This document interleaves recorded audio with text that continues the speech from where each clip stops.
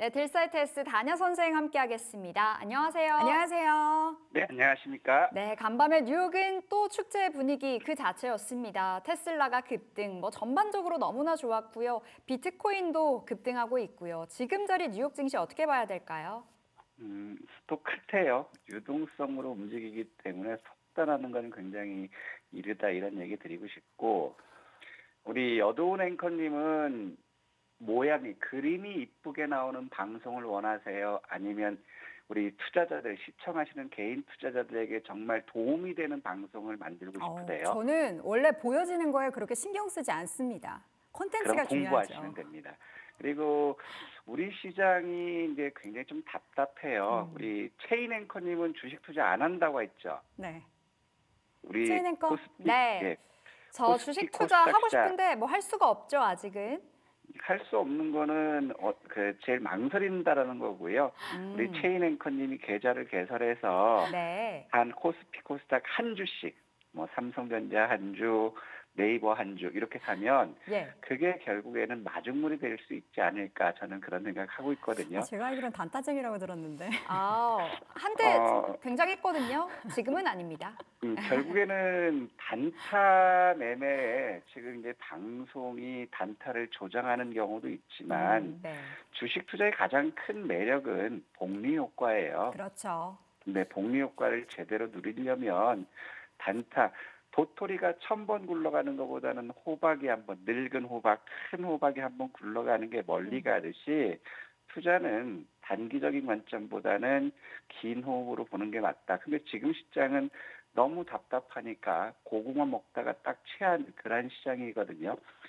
오늘 좀 앞서는 두 분 앵커님이 말씀하시는 거 잘 들었어요. 테슬라 급등 나오고, 코인베이스 급등하고, 결국에 이제 시장의 자금은 집중하는 곳, 모든 대부분의 투자자들이 이제 관심 있는 섹터에 관심주가 움직일 때 자금이 쏠리는 그러한 쏠림 현상이 나오는 그러한 상황이거든요.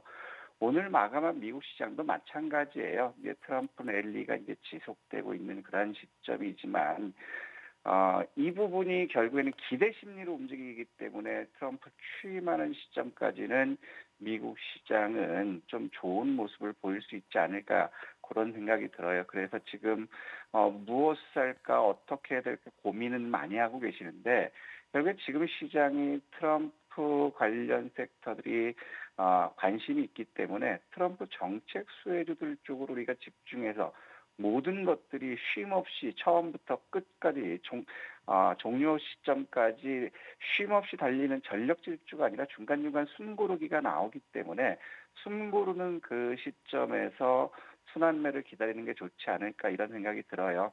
그리고 모든 게 뭐냐면 과하면 부족한만 못하라고 하거든요. 지금 미국 시장 마찬가지예요. 자금, 마켓머니 펀드 자금이 사상 최고치를 경신하면서 유동성이 나오고 있는데 결국에 지금 이제 미국을 보더라도 재정 적자 부분, 그 다음에 인플레이션 기대치보다 높게 나온 것들, 결국 경제 지표들은 확연히 호전된 건 없거든요. 기대 심리가 있기 때문에 많이 올라왔기 때문에 그 조정의 폭은 끔찍할 수 있다. 그런 것들 우리가 잘 감안했으면 좋지 않을까 이런 말씀드리고 싶고 그래서 앞에 우리 여돈 앵커님하고 최인 앵커님 다 했어요. 미국 시장은 암호화폐가 강세를 보였고 그다음에 테슬라가 급등했고 그럼 이제 상대적으로 덜을 간 쪽이 어디냐를 봤을 때 테슬라가 급등해서 이제 그동안 배터리 섹터들은 쉬어갔거든요. 그럼 배터리 섹터가 한번 반등이 나올지 봐야 될 거고, 그 다음에 항공우주와 자율주행 섹터, 이런 쪽들이 이제 상대적으로 덜 간 그러한 국면이기 때문에, 전기수처에서 자율주행 섹터들을 우리가 한번 잘 봤으면 좋겠고, 그 다음에 암호화폐가 급등하고 있는 그런 모습이기 때문에 핀테크라든가 전자결제 쪽이 강세를 보였죠. 그러면 국내 시장 역시도 가상화폐 관련 토큰형 증권이라든가 그다음에 CBDC라든가 이런 쪽들로 매기가 움직일 수 있는 그런 상황이 되지 않을까 싶고 그러면서 반도체라든가 이런 M7 관련주들이 오늘 숨고르기가 나오는 그런 상황이었거든요. 그래서 미국 시장은 M7이 오늘 하락하는 모습 보였지만 아직 추세는 살아있다. 그래서 신고가 경신이 계속해서 돌아서면서 나올 수 있는 그러한 시점이 되지 않을까 저는 이렇게 생각하고 있고요. 그래서 미국 시장을 보면 오늘 코인베이스가 급등을 했어요. 코인베이스가 지금 암호화폐 관련해서 급등했고, 그 다음에 우리 도군 앵커님이 말씀드렸던 것처럼 마이크로 스트래터지가 신고가를 냈거든요. 비트코인이 강세를 보이면서. 자, 그러면서 여기서 보면 이제 브리스톨 마이어킵스라든가, 자, 이런, 의료, 헬스케어 쪽들, 이런 쪽들도 오늘 강세를 보인 모습들 보이면 결국에 이제 트럼프 정책 관련주들도 수혜를 볼 수 있고, 이 중에서 좀 긍정적으로 볼 수 있는 부분들은 뭐 테슬라는 다 봤으니까, 자, 알버말이라든가 우리가 요런 부분도 볼 것 같아요. 알버말이 오늘 강세를 보였던 부분은 미국이 알루미늄에 대해서 관세 불가 결정을 우리 시간으로 내일이 되겠지. 이런 결정을 하기 때문에 비철금속 관련주의 알버말이 강한 상승을 보여줬다라는 거고, 또 상대적으로 그동안 조정을 보였다 강하게 나온 게 로블록스거든요. 결국에 게임 섹터가 되겠죠. 그러면 이런 것들 보면 미국 시장 역시도 유동성 근간으로 해서 가상화폐라든가 테슬라뿐만 아니라 중소형주 쪽으로도 매기가 확산되는 그러한 상황을 볼 수 있고, 그다음에 여기서 보면 오늘 엔비디아 쪽들이 많이 빠졌는데 모놀리식 파워 시스템이 급락을 했어요. 여기서 이제 블랙웰에서 전원 공급 장치가 탈락될 것이 아니냐 이런 우려감인데, 그렇기 때문에 지금 시장은 쏠림이 크기 때문에 우려감도 크게 나온다라는 거죠. 그래서 종목별로 가격 급등이 나올 수 있는 그러한 상황이다. 하지만 여기서 우리가 봐야 될 부분들은 결국에 유동성을 근간으로 해서 M7뿐만 아니라 실적 개선이 되는 중소형 섹터도 나오기 때문에 종목 장세는 지속된다라는 거고요.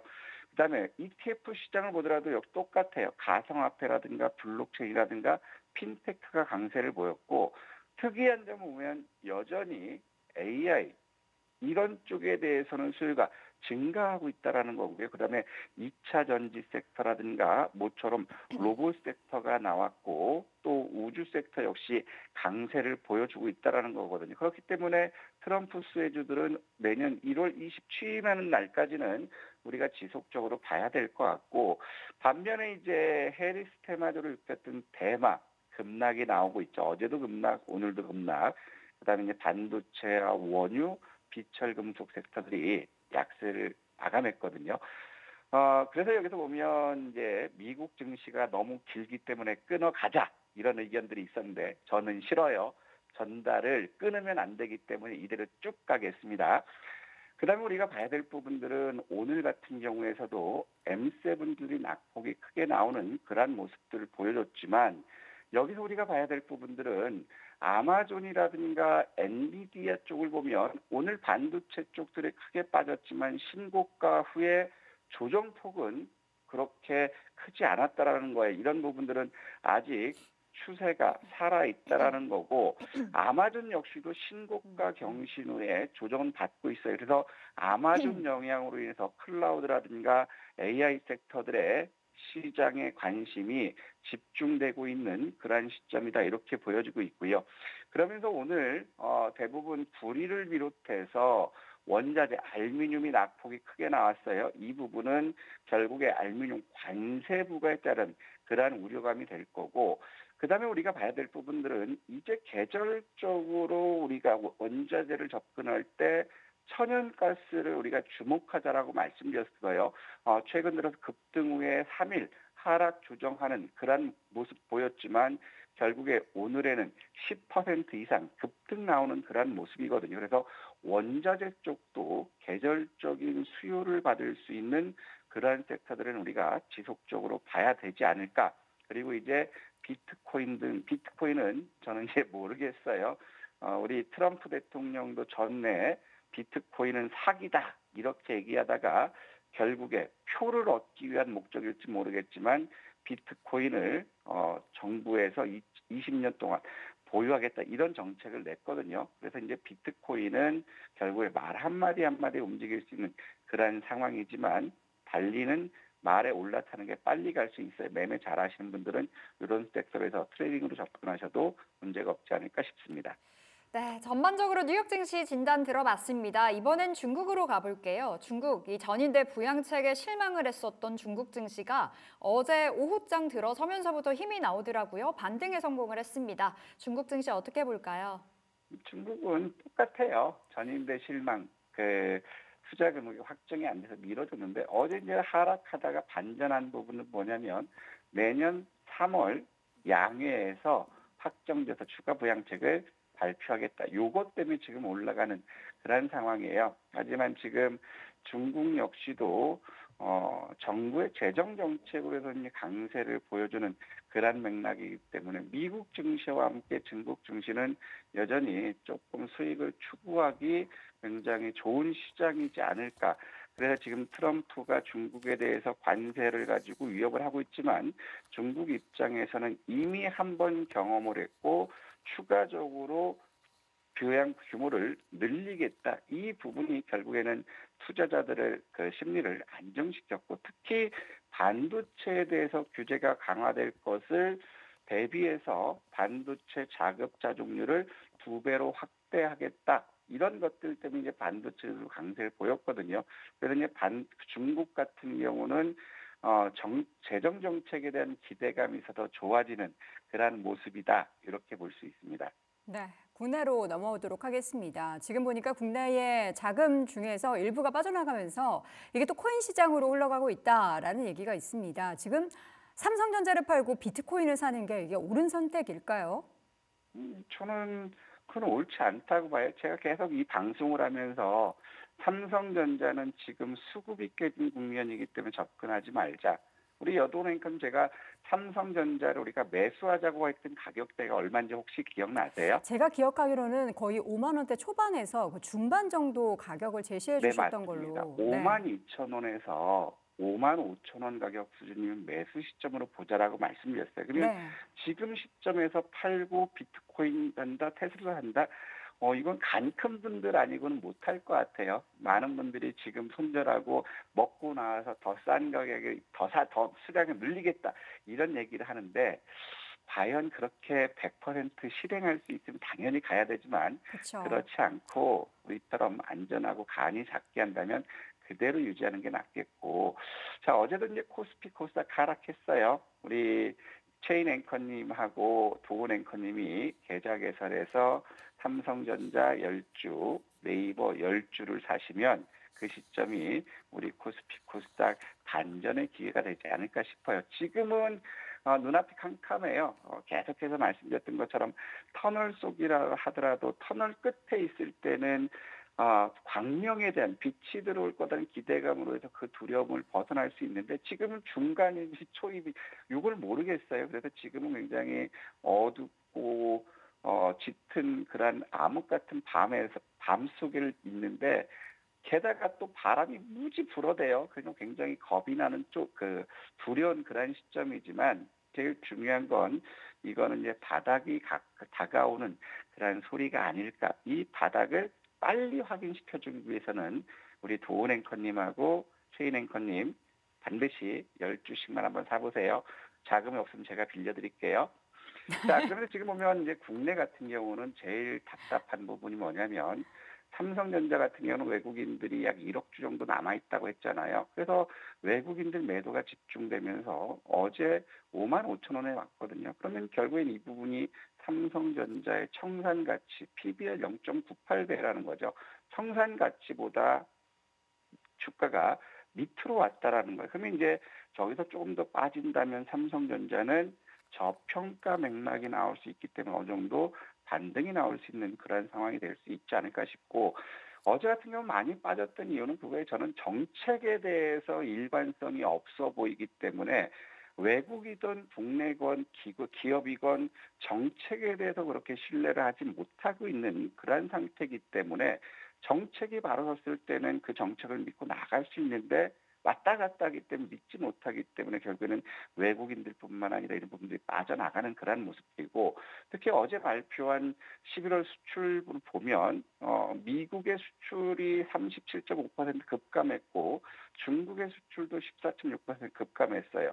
그다음에 베트남 역시도 6% 감소했고 물론 대만이 소폭 증가됐지만 우리가 주력으로 했던 시장에서 수출이 감소하고 있다는 거 굉장히 우려스럽고 더 큰 부분들이 이제 트럼프 정책이 왔을 때 관세 부과거든요. 그럼 우리는 미국에 대해서는 더 수출이 감소될 우려가 굉장히 높다라는 거죠. 그리고 제일 큰 부분들은 가계부채, 기업부채 이 부분을 소프트랜딩 할 수 있는 정책들이 내세우지 못한다면 결국에 소비는 위축될 수밖에 없고 그래서 경기는 더욱더 부진한 그런 상태, 악순환의 영속이 될 수 있다. 이런 것들 때문에 어제 시점에서는 환율이 1,400원 넘었어요. 1,400원이 넘었던 건 제 기억으로는 97년도, 98년도, 그다음에 2008년도, 2007년도, 2008년도, 2013년도 미국 금리 인상했을 때 이때거든요. 그러면 결국에는 이런 부분들 환율이 안정됐을 때 외국인도 어느 정도 들어올 수 있지 않을까 저는 그렇게 보여집니다. 네. 자, 수급 한번 체크해 보도록 하겠습니다. 이렇게 좀 수급 공백이 계속해서 나타나고 있는 상황은 단숨에 좀 개선될 것 같지는 않은데요. 수급 특징 어떤 부분을 좀 눈여겨보십니까? 지금 다 답답해요. 외국인들 지금 기관들 매수할 여력 없고 네, 외국인들 놀이터 전락했고 그렇죠. 그다음에 외국인들 항상 말씀드렸지만 선물 가지고 시장을 좌지우지하거든요. 네. 어제 같은 경우도 4시 40분경까지 선물에서 8,400억 매도를 했어요. 근데 마감에서는 1,930억 매도금이 줄었거든요. 그럼 외국 입장에서는 650억 정도 순매수했다라는 거고 특히 이제 봐야 될 부분은 마켓머니 펀드에서는 어제 3조 6,600억이 좀 빠져나가는 모습이고 수익증권에서도 계속 1조 원 가까이 빠져나갔어요. 결국에는 아까 도원 앵커님 말씀했던 것처럼 국내 투자자들은 국내 자금에서 빼서 결국에 미국이라든가 이런 쪽으로 가는 수급 구조가 굉장히 좀 안정하지 않은 그런 모습이 되는 상황이기 때문에 결국에는 어둠이 제일 깜깜할 때가 어둠이 지나가는 시점이라고 하잖아요. 그래서 이제 어느 정도는 이런 것들을 감안했을 때는 바닥권을 준비하는 것도 좀 좋지 않을까 싶네요. 네, 바로 바닥이길, 이제 어제 시장이 바닥이길 저는 간절히 바라봅니다. 자, 오늘의 이슈를 또 하나씩 짚어보도록 하겠습니다. 어떤 이슈에 집중을 해볼까요? 오늘은 이 이슈로 하기 전에 일정을 빼먹었어요. 그다음에 관심 섹터도 빼먹었고 여기서 볼 거는 이제 어제 시점이 바닥은 아니에요. 우리가 2016년 11월 봤을 때 코스피는 4% 조정을 보였고 코스닥은 8% 조정을 보였어요. 그러면 요 조정을 단순하게 접목시켰을 때 코스피 같은 경우는 약 2,435포인트대가 바닥이 나오지 않을까 싶고 코스닥은 심하면 8% 조정을 받았을 때 대략적으로 670 내외예요. 그러면 네. 어느 정도는 근접하고 있다 이렇게 보여지고 있고 오늘 같은 경우는 코리아 라이프 사이언스 위크가 있기 때문에 CDMO라든가 제약 바이오 섹터가 될 수 있고 그다음에 첨단 재생의료 발전 전략이 있어요. 이거 역시도 첨센법 관련이겠죠. 그래서 오늘도 제약 바이오 쪽은 미국 쪽이 조정을 받았지만 한번 움직일지 보고 그다음에 미국이 알루미늄 반덤핑 관세를 결정하는 시점이거든요. 그래서 2차 전지 섹터들 한번 봐야 되기 때문에 오늘은 우리가 집중할 부분들은 자율주행과 방산, 로봇을 그다음에 암호화폐를 집중적으로 보고 그 다음에는 우주항공 섹터가 눌림목이 나왔을 때 다시 한번 봤으면 좋겠습니다. 그래서 오늘 핫 이슈를 본다면 어떤 거냐면 트럼프 경호죠. 현대차 로봇. 그러면 우리가 봤을 때 테슬라를 집중할 때 뭘 보자고 했냐면 자율주행도 마찬가지고 우주항공도 마찬가지고 로봇도 보자고 했어요. 그러면 오늘 시점에서는 테슬라가 급등한 그러한 국면이기 때문에 로봇 관련해서 하이젠 RNM이라든가 현대모백스라든가 T로보틱스 즉 보스턴 다이나믹이라든가 현대그룹 로봇 관련주들 한번 봤으면 좋지 않을까 이런 말씀드리고 싶고 그 중에서 이제 그 많이 뛰었던 게 하이젠 RNM이었는데 어제 시간에서 상갔거든요. 그래서 보면 시간에서 9,700원인데 동시호가 따라가는 건 좀 부담스러울 것 같아요. 그래서 9,700원 이상에서 시작했다가 9,500원 부근 눌림목을 보면 9,100원부터 9,700원까지 우리가 분할 매수 쪽으로 보자 이런 말씀드리고 싶고 그다음에 손절은 8,500원을 봤으면 좋겠고요. 목표는 12,000원 봤으면 좋겠습니다. 네. 자, 오늘의 핫이슈 종목 가운데서는 탑픽을 하이젠 RNM을 꼽아주셨는데요. 이전에 공략했었던 두 종목도 잠깐 리뷰를 좀 해보도록 하겠습니다. 현대 에버다임과 현대 힘스 두 개 모두 현대 그룹주인데 현대 힘스 같은 경우에는 어제 또 전체적으로 조선주가 좋으면서 탄력이 굉장히 좋았어요. 조선주들은 우리가 내년 1월 20일 이후까지 좀 봐야 된다 이런 말씀을 계속 드리거든요. 지금은 근데 어떤 이슈를 가지고 해서 단기적으로 급등이 나왔어요. 그래서 그 직전 고점 매물 부담 받는 그런 자리거든요. 일단 조선 섹터들, 조선 기자재들은 올해보다 내년 실적이 더 기대되는 부분이기 때문에 이런 것들은 주가의 상승 모멘텀은 지속될 수 있다 이렇게 보여져요.